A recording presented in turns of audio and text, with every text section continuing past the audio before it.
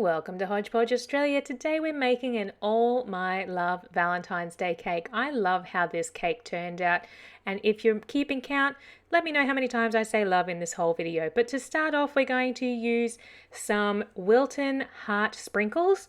I have some Sprinkle Pop sprinkles. This is a romance set is the color combination. You can see there I already have a crumb-coated 6-inch cake, and I have some hot pink buttercream and some white buttercream.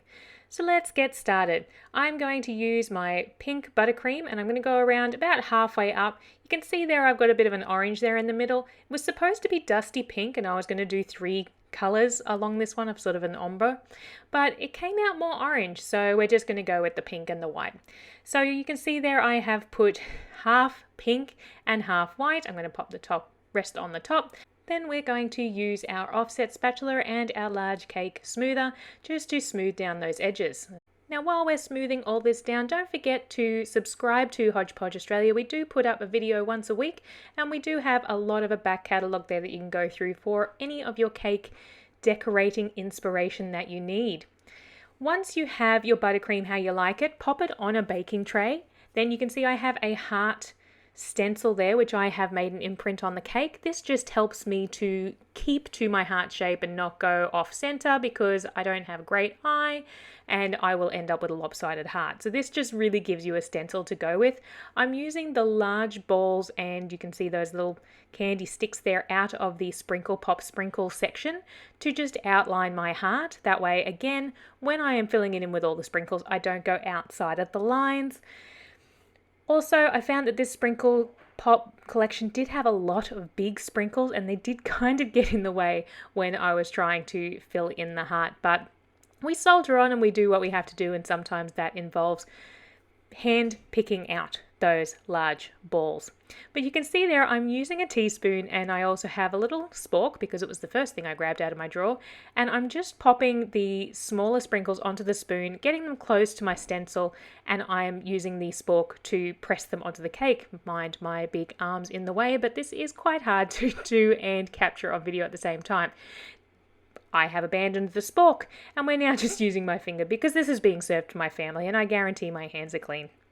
This is a messy process. It is fiddly. Sometimes it can be frustrating, but it is worth it in the end. So this is why we put the baking tray at the bottom, so it catches all of those sprinkles and you can just keep picking them back up. Once you have that all done, I'm actually just going to put all the sprinkles around the bottom of the cake. Now it really finishes it off and you can get some of those larger sprinkles back in again. So grabbing sprinkles that I have out of the tub, I'm just going to pop some in my hand and press them against the cake. Again, just scooping them up off the baking tray and adding them onto the cake all the way around until you're happy with the level that you have. Finding the little embellishments that you make all the way around, you can separate some of those larger pieces that like to all clump together and make sure you get some of those smaller sprinkles in there too. So trying to keep it as even as possible until you're happy.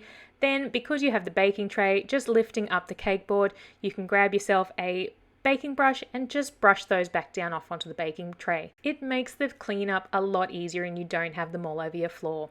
Moving on to the top of our cake, I have our 1M piping tip, and you can see here what I'm doing is sort of a half rosette. I'm starting at the back of the swirl that I want so that each of the ends gets covered up by the next one, and I'm simply doing a half rosette until I meet up again. I'm using my 2 separate colors. If you were just using the one color, you could literally just keep going. You don't have to stop and start and stop and start, but I really loved the effect of the 2 colors on this one. So just keep going around. Try to keep all of your swirls the same size as you go around the cake. I have a tendency for my swirls to get bigger as I go around, like my rosettes and things always seem to get bigger, but I managed to do it in this one where I was quite happy with the fact that they all stayed the same size. I'm then just going to do another layer of that on the inside of the cake because there seemed to be a lot of empty space and I didn't want to have it all filled in with sprinkles. So doing one more, and then we're going to finish it off by popping our Wilton heart sprinkles right in the middle, just to really solidify that this is a Valentine's Day love cake, just in case you didn't already know. Make sure you hit that like button, make sure you hit that subscribe button if you think that this cake came out well. I know I did, so I'm going to be hitting them myself. Thank you so much for watching. Please make sure you comment down below if you plan on making this for your Valentine. I'd love to see your creation on our social media. We are on Instagram and on Twitter. Make sure you look us up. Thank you so much for watching, and we'll see you again real soon.